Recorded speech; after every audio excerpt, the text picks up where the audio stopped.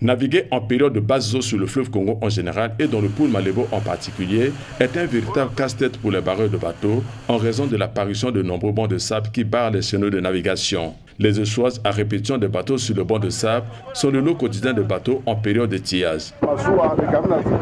C'est vraiment difficile lorsque le bateau échoue sur le banc de sable. Il faut beaucoup de technique pour le dégager de là. En plus, il y a des rochers sous l'eau, d'où il nous faut un baliseur en permanence.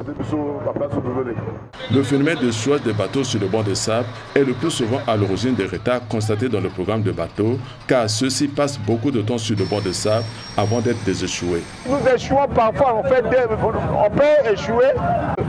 Pour 3 jours, on se bat et si la moteur vous rester là-bas.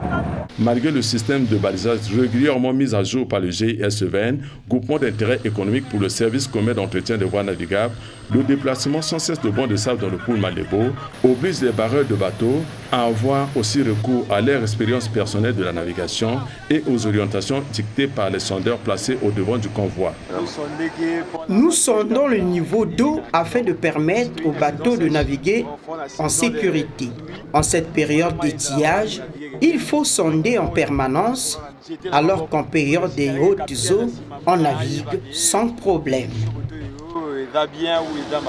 Grâce donc au renouvellement quotidien du système de balisage par le GISEVN, que les bateaux parviennent à faufiler entre les bancs de sable pour enfin atteindre en toute sécurité le port de Brazzaville, mais à condition que les barreurs sachent lire les signaux de navigation placés à cet effet.